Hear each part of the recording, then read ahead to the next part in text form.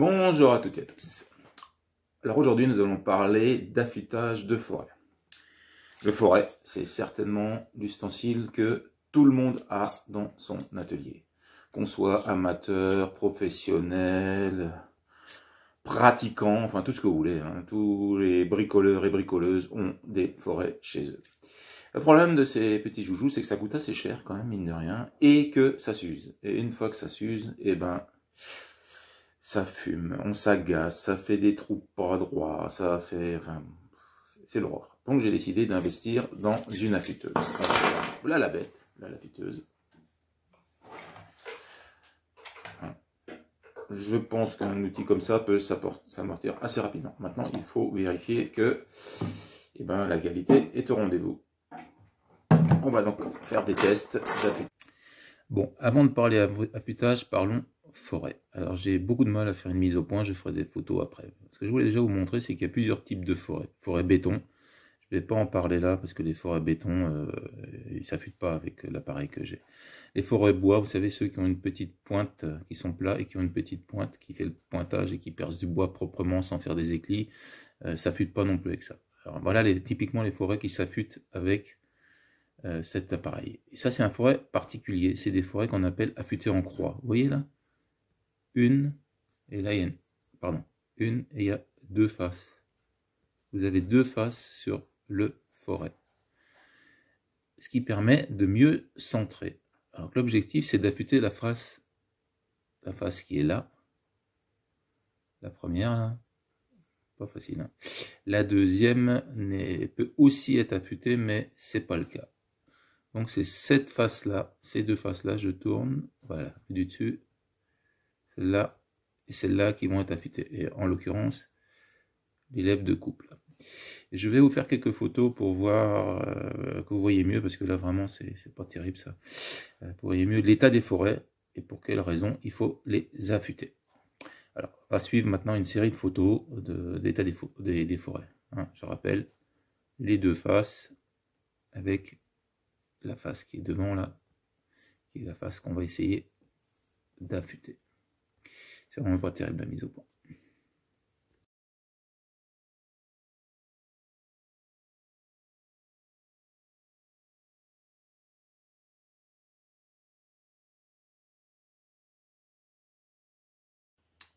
Alors passons maintenant à la présentation générale de l'affûteuse. La marque, je ne vais pas vous la citer, mais vous l'avez vu. Nous avons ici un premier orifice qui va permettre de faire le réglage. Je vais vous montrer après comment ça se règle. Donc ça c'est l'orifice dans lequel on va faire le réglage du forêt. Ici vous avez un deuxième orifice qui va permettre de faire l'affûtage. Dans le fond là vous avez, alors on le voit pas du tout, on voit pas bien, hein, je vais essayer, une petite meule. La petite meule c'est ça, si vous voulez voir de plus près ce que c'est que la petite meule. La petite meule c'est ça, j'en ai racheté une autre tout de suite, comme ça je suis tranquille. C'est une petite meule diamant, c'est elle en réalité qui fait lime, hein. C'est elle qui va affûter le forêt.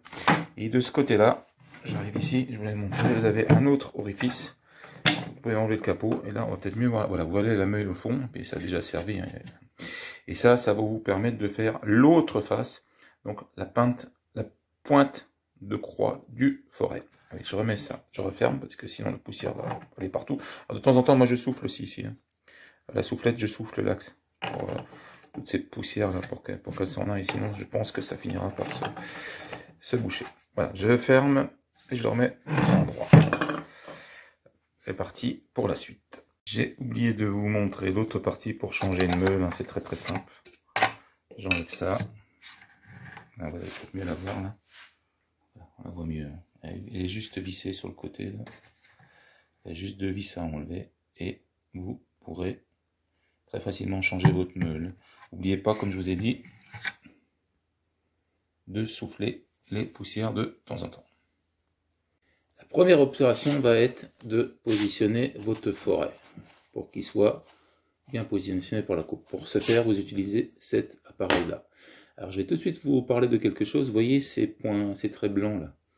Ceux-là sont très trompeurs. Au début, j'ai cru que c'est ceux-là qui servaient à faire l'alignement avec l'angle qui est là, avec cette partie-là. Eh ben non, en réalité, pour obtenir votre angle de coupe, vous alignez sur ces ergots-là. C'est-à-dire que c'est ces ergots-là qui vont venir se positionner comme il faut. On reviendra là-dessus après. Donc attention, l'alignement de l'angle de coupe se fait par ces ergots-là. Donc à l'intérieur, vous voyez une petite pince auto-serrante. Je glisse mon forêt là-dedans et je serre légèrement pour pouvoir encore après l'ajuster dans cette profondeur-là. On va y arriver. Voilà. Je ne sais pas si vous voyez très bien, mais vous voyez ici 118 degrés. Ça, c'est l'angle de coupe classique d'un forêt. Et l'outil que vous allez mettre, qui est là, avec cet ergot-là, là, qui va se glisser en face, c'est assez facile à comprendre. Vous allez mettre ça en face de l'encoche. Je reviens, vous voyez l'encoche là, en face de l'encoche que vous voulez. Donc moi, je les mets à 118 degrés. Vous prenez, vous tournez, et vous le positionnez là. Surtout ne prenez pas comme repère, oh là là, je manipule vraiment pas bien, surtout ne prenez pas pour repère ce truc blanc, c'est bien ça. Vous voyez là, ils sont décalés.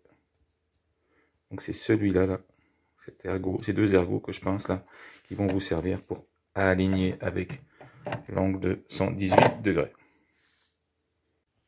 Alors le but là, vous voyez, il y a une petite pince qui s'ouvre et qui se ferme.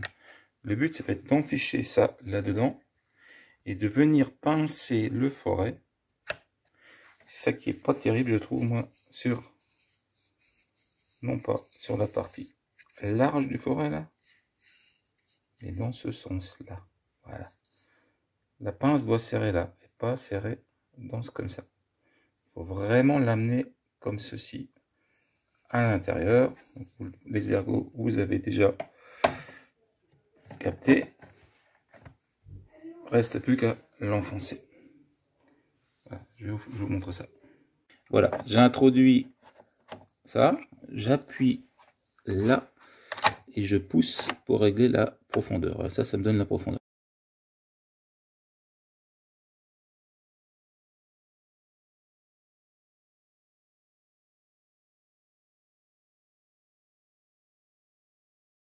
Maintenant je ferme, vous voyez, et là je tourne jusqu'à clac. Ça c'est bien. Je refais. Là, il ne serre pas correctement. Et là, il serre correctement. Je vais vous montrer ce qui me gêne sur cet outil-là. Je vais prendre un forêt plus petit. Voilà, alors toujours pareil. Celui-là est plus petit, vous voyez, il est tout très long, hein, mais pas grave. Toujours l'ergot. Voilà, l'ergot qui est là, qui va venir dans les 118. Toujours même principe. Je pousse jusqu'à régler. Et là, si vous voyez bien, c'est beaucoup plus compliqué à attraper la partie fine du forêt, parce que le forêt est trop fin. Donc ça, pour moi, c'est pas terrible. Voilà, on va partir, maintenant qu'il est réglé, on va passer à l'affûtage. Je serre un petit coup, maintenant qu'il est réglé, j'ouvre, je sors, et on passe à l'affûtage. Là, nous allons rentrer dans le vif du sujet. Donc, la profondeur est réglée, l'angle est réglé, je démarre la machine. Ça va faire un petit bruit là. Voilà. Je positionne le point blanc qui est ici en face de l'ergot qui est là. Voilà. J'appuie, vous entendez? Et je fais 1, 2, 3, 4. L'important c'est pas le chiffre 4, l'important c'est le nombre de tours pair. Le nombre de tours pair pour que vous ayez les deux lèvres qu'ils soient bien affûtés. Alors j'y vais. Voilà. Vous appuyez bien, ça fait un petit mouvement ici, regardez. Vous voyez? Voilà, ça fait un mouvement oscillant. J'arrête et je vais regarder ce que ça donne.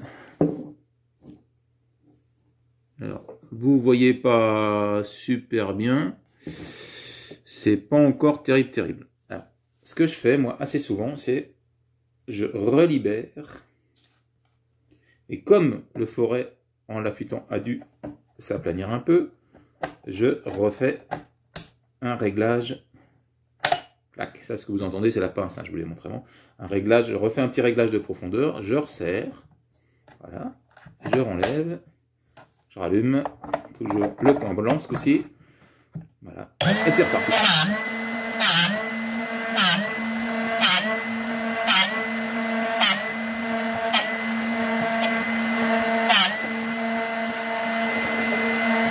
Toujours un nombre pair, hein, je les compte, hein, c'est pas parce que je les joue plus que je les compte pas.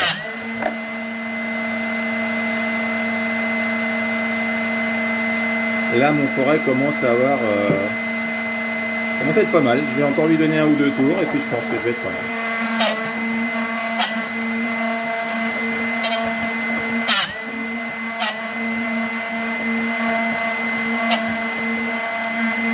On n'entend plus de trop là, donc je dois être fini d'affûter.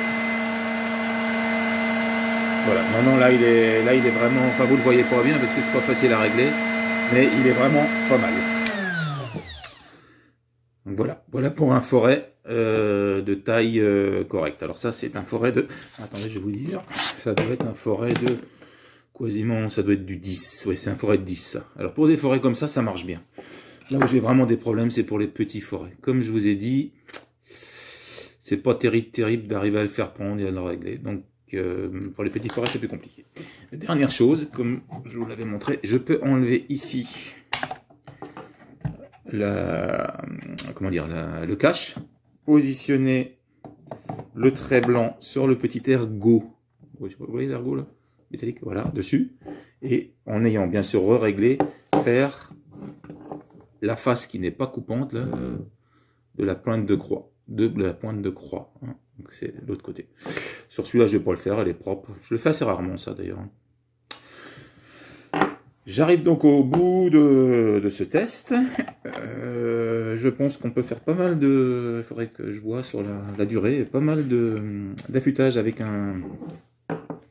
une meule à creuser. Je vous avoue que je suis pas 100% satisfait du résultat. Je dis pas que ça marche pas, hein, pour le prix ça marche, mais quand même sur des forêts de petit diamètre, on va dire peut mieux faire. Voilà. N'empêche que je vais, bien sûr, maintenant que je l'ai acheté, le garder et continuer à affûter mes forêts. Alors, messieurs, mesdames, bricoleurs, bricoleuses, voilà pour aujourd'hui. Je vous souhaite un excellent affûtage et à ciao tous!